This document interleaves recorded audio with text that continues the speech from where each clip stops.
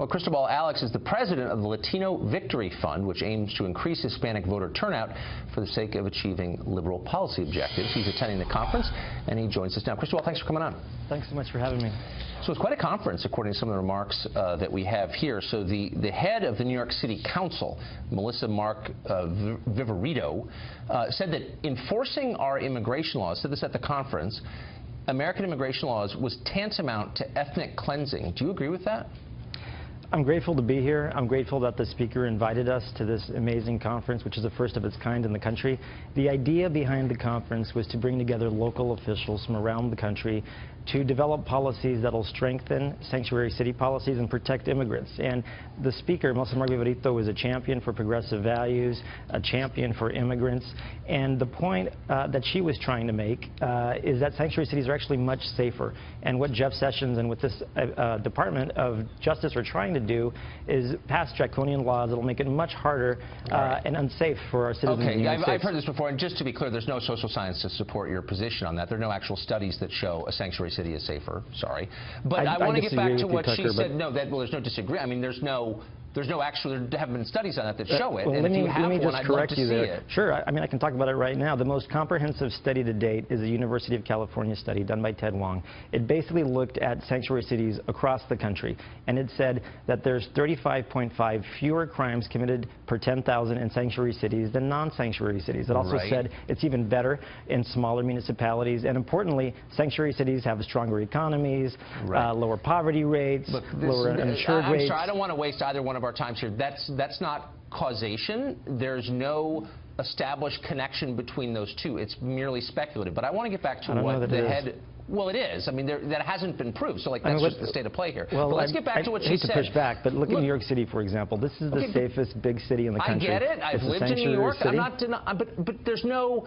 evidence that one causes the other. So let's not waste our time. I want to get back to what. But by the way, this is an interesting conversation.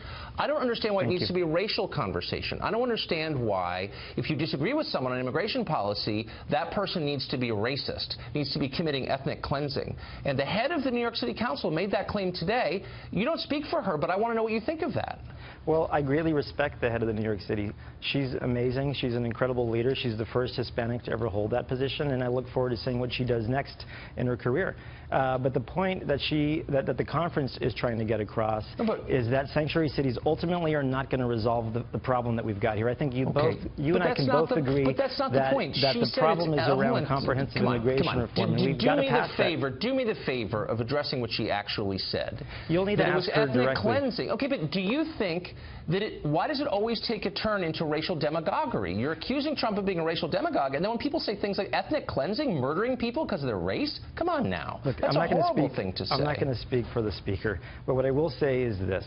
The evidence which we just debated shows sanctuary cities are safer, but ultimately the reason why we're having this debate today is because of what happened on Friday. On Friday, you had President Trump and the Republican Congress have the most colossal failure that we've seen to pass a major milestone legislative piece, and that's Trump Care. They couldn't pass it after 7 years of complaining about it. And so to change the subject, what they've done is to pivot immediately on Monday to attack the vulnerable. Again, that's the immigrants, and that's part and parcel of what this administration does. Spare me the political analysis. I mean, whatever you think of these policies, you disagree. He's been talking about them since the first day he announced for president. So you can't say this is something he came up with yesterday in order to divert attention from something from which everyone is obviously paying attention. But here's my question: what is the effect on people already in this country? What do you make of the effect? We know for a fact that when you flood the zone or a labor market with lower wage labor, it depresses wages. That's called supply and demand. You're familiar with that, I know, as an educated man. We just had a debate about the economy in these sanctuary cities, and they're better in these sanctuary cities. So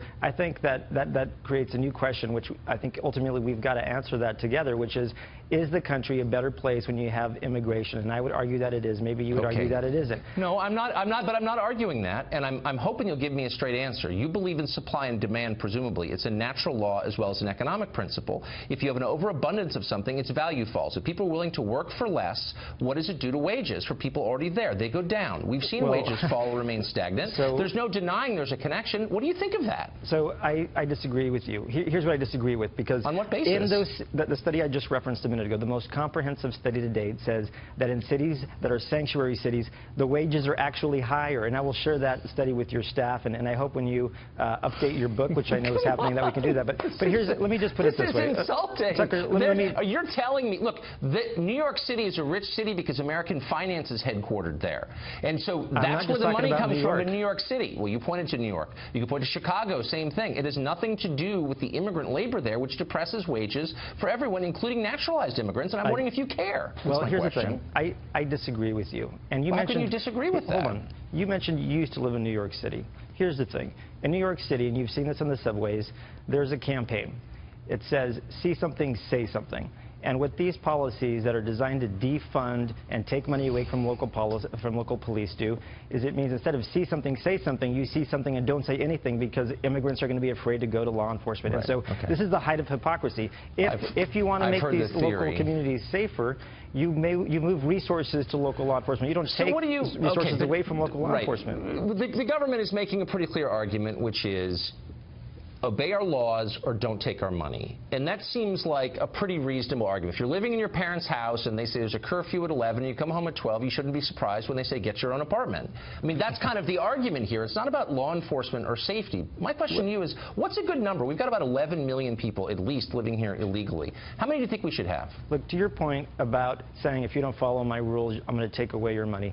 This is the first time I think that I can think of where conservatives around the country who have fought for state rights and who fought for federalism say all of that applies except when it comes to immigration. Well, don't hang that. I'm not here to speak for conservatives. I'm asking you a simple question. Look, and the question is this.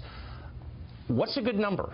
We have about 11 million, we think. We don't know, but we think it's about 11 million people here illegally. No other country has that many. No other country, as you well know. What's a good number for us? At what point should we say that's too many or not enough? Here's what I will say.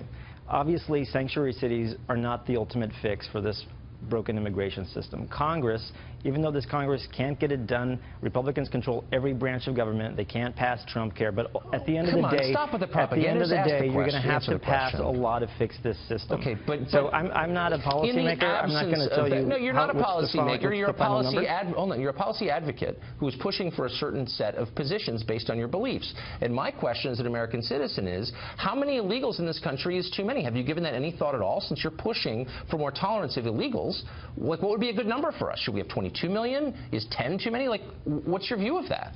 Look, this is a country built on immigrants. Immigration is the fabric of our nation. Is the country built on illegal immigrants? The country is the strongest country in the world because of immigration. And so, yes, instead of building walls, we should be building bridges. We should be fixing our immigration system. I'm sorry. I'm getting frustrated because you guys always fall back on these bumper stickers. Do you ever engage with the ideas? Do you ever think, my job is to advocate for illegal aliens? How many should we have?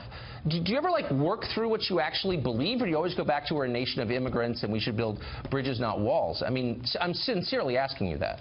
Look, you and I have some strong disagreements when it comes to immigration. We're not even disagreeing. You're not even answering. You're completely entitled to your own opinion, but not your own facts. And the facts say that cities that are sanctuary cities do better in the economy. Okay, but that's yet another cliche. I'm just going to ask you one last time. Do you think 11 million illegals is a lot? Why doesn't any other country have that many? And how many should we tolerate before we say that's too many?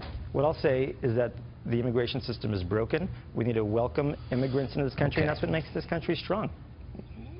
Okay. Mr. Criswell, Mr. Alex Rother, thanks a lot for joining us. Appreciate it. Thank you. Really appreciate it.